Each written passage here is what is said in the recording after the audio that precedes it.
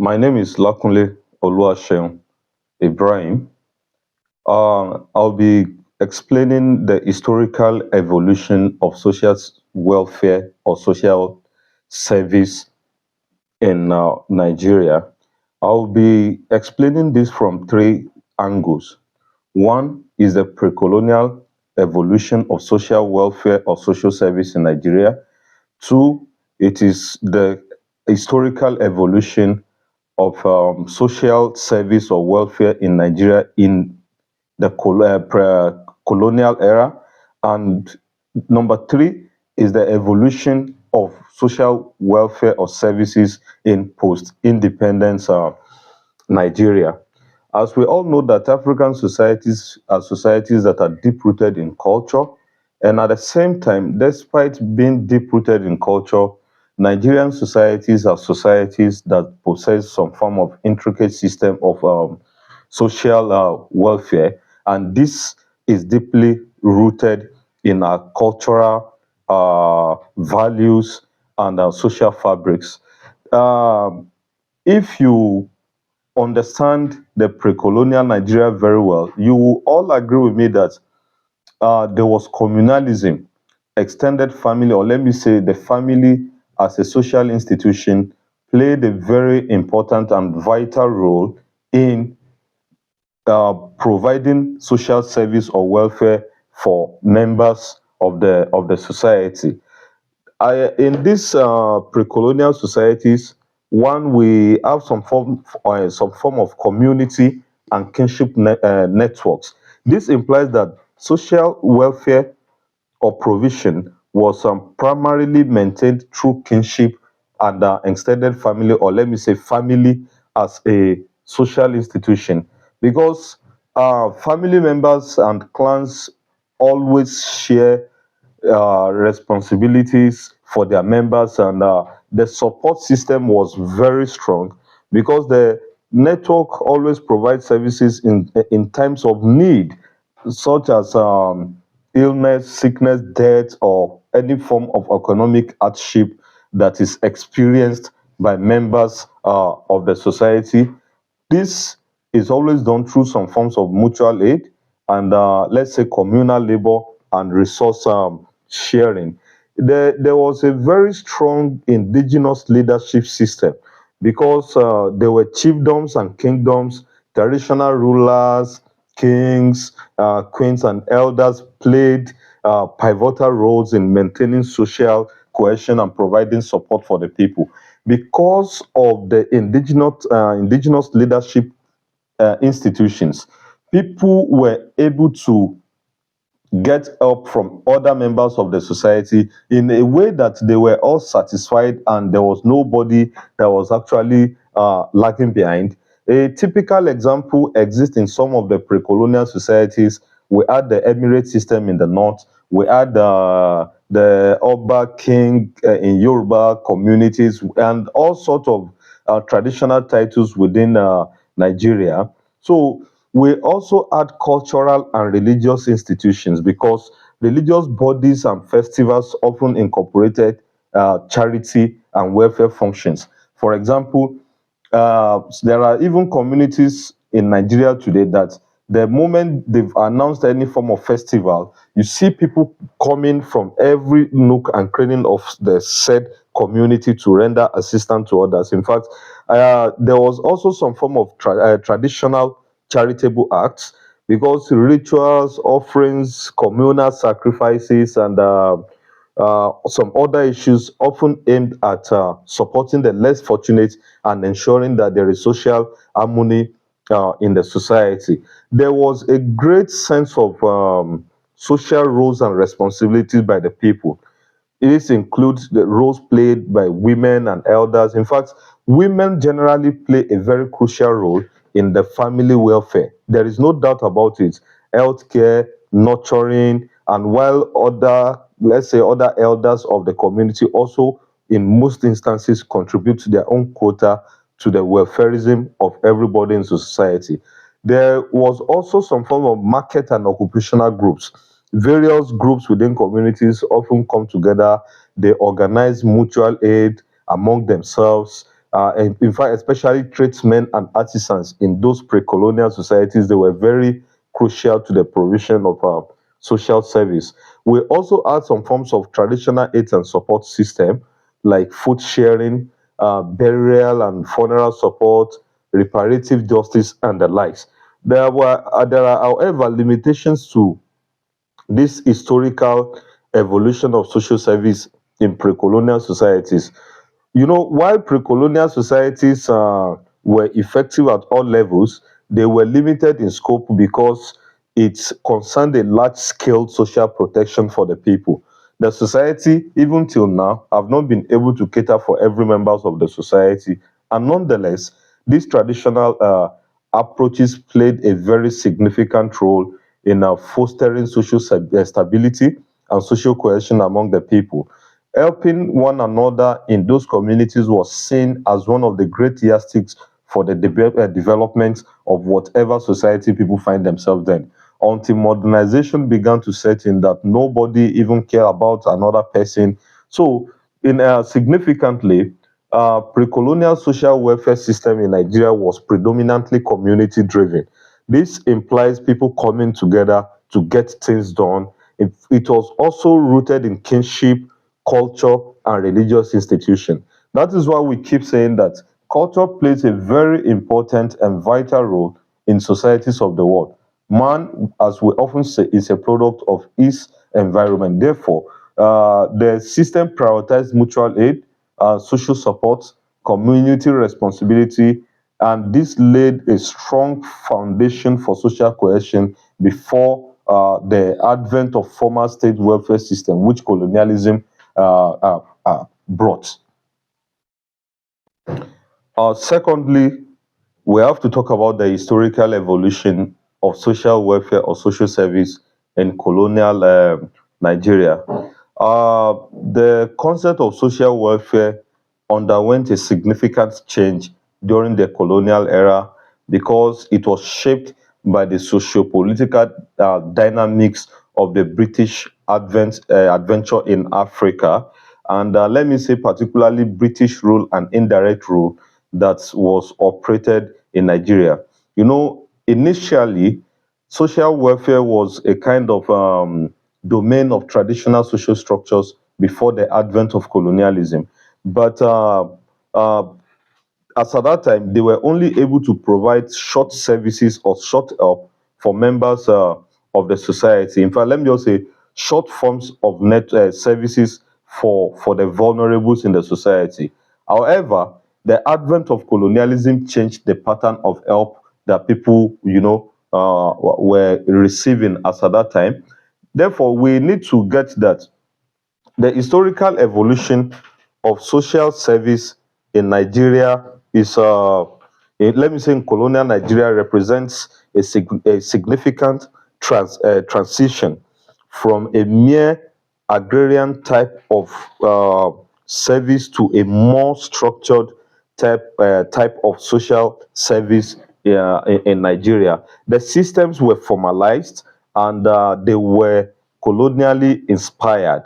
One of the things during this period was the introduction of colonial administration and its impact on the people. Colonial rule began in the late 19th century, and the British colonial authorities were able to establish administrative systems that gradually replaced the indigenous and traditional institutions that were providing social services for people. So new structures were imposed on traditional social systems. Um, After the imposition, the British government were able to conquer some of these traditional institutions, and Western ideas of social welfare began to set in. They started giving charity, and state responsibilities began to influence local practices rather. It took over from the indigenous and the informal type of welfare system. There were series of establishments of formal institutions, non-governmental. Let me say particularly the Christian missionaries and NGO, non-governmental organizations started getting involved. Christian missions, NGOs, they all played a very significant role in providing social services for the people. These services, however, include healthcare, education, some forms of famine relief programs, and they were able to fill some gaps left by some of these things. Then we also have real introduction of social services. What do I mean by real introduction of social services? They invented or they introduced healthcare. The colonial government set up hospitals, clinics, initially for Europeans. These hospitals were not set for the benefit of Nigerians and Africans. It was initially set for the benefit of the Europeans, but gradually they extended it to Nigerians, and Nigerians began to enjoy some of these services. Education was also provided. The missionaries now started building schools, and these schools now became avenues, for sorry, I had to check if this was working. It became avenue for social upliftment of members of the society, and at the same time education was now seen as a pathway to economic and social mobility for people. The British government was also able to help the poor, and they were able to provide some forms of charitable funds. Some local governments and missions managed charitable organizations, and they were able to provide a lot for the people. Then we also had the establishment of development of welfare policies. Policies were rolled out, especially the ones that were formal on the provision of social services, although they were minimal in nature because it could not cater for every member of the society. But then it focused more on disease control, sanitation, and addressing some kind of urban poverty. So we also had urbanization and social challenges. There was a serious rise in urban poverty because rapid urbanization now caused overcrowding in some of the urban centers. There was unemployment, there was poverty, and all these things I just mentioned highlighted the need for more structured social welfare programs for the people.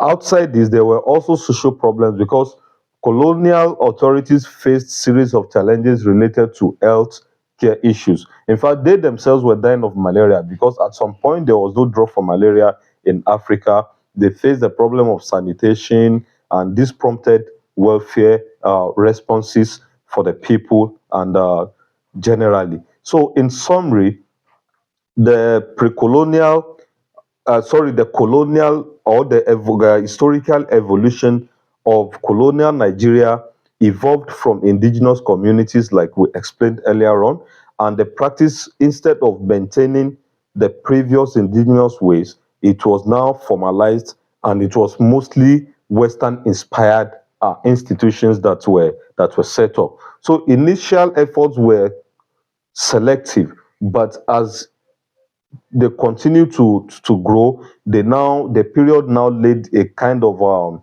essential groundwork for the benefit of every members of the society. Yeah, the third part of our historical evolution of social service in Nigeria is the post-independence era, because we have what we call post-independence aspiration. Nigeria as a country is faced by all sorts of problems, and our aspiration is to get the country on its feet so the country can be a better place for all. Certainly, the post-independence era in Nigeria marked a very significant phase in the evolution of social welfare in Nigeria, and this was characterized by the efforts to establish a national framework for social protection of Nigerians, also to address developmental challenges and to improve the well-being for Nigerian citizens. You will need to get it clear that early post-independence era covers early 1960s because there was adoption of social services. Nigeria gained independence in 1960, and the government began to roll out programs for the benefit of Nigerians. The programs were rolled out to formulate policies aimed at reducing poverty and improving healthcare, education, and some forms of other social services. There was establishment of social welfare departments. Several states and the federal government established various agencies. A typical example of this agency is the Ministry of Social Welfare in the 1960s to coordinate social welfare activities in Nigeria as at that time. The social services provided as at that time also focused on education and health. Emphasis was placed on expanding access to education and healthcare for people with initiatives like free primary education in some places, primary healthcare centers and clinics in some places. However, Nigeria was faced by the challenges of development and political instability. That's between the period of Nigerian civil war and to early 1970s or 80s. There was economic growth in Nigeria. The oil boom in the 1970s generated revenue that helped the country to fund some social programs. But despite funding these social programs, economic inequality still persisted. The civil war and the political turmoil in fact, made the country as at that time unbearable for almost everybody. The war span between the year 1967 and I think 1970 or thereabouts, and subsequent military coup now disrupted the social service development that the government have laid down over the years. There was also introduction of safety nets. Efforts included food distribution programs, health care initiatives, refugee assistance, and the likes. There was the introduction of structural adjustment program in between 1986 and I think 1990s or thereabouts. This brought about economic reforms, but it was introduced by World Bank and the International Monetary Fund. And you know that these organizations do not do things for free. They do things in such a way that it milk the entire country dry, but that led to austerity measures, that affected social services in Nigeria. Reduced public spending was also done because state and federal budgets for social welfare were often cut because there was not enough money, and this led to decrease in fund to in health, education, and some social protection programs. So there was now a gradual shift from public sector to private sector, emergence of non-governmental organizations, private organizations now began to come in to roll out programs for the people.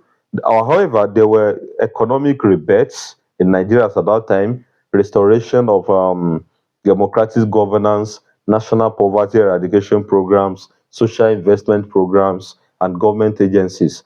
But right now, post-independent Nigeria faces a lot of problems or challenges. One of the problems is poverty and inequality. It persists. Most Nigerians are still very poor because despite these efforts, Nigerians still face widespread poverty, unemployment, and unequal access to services. Healthcare education has also deteriorated badly, and there is now an emerging focus because recent policies often make focus to social protection, including cash transfer schemes, health insurance, and infrastructure. But all these things have not been able to solve the problem of the people.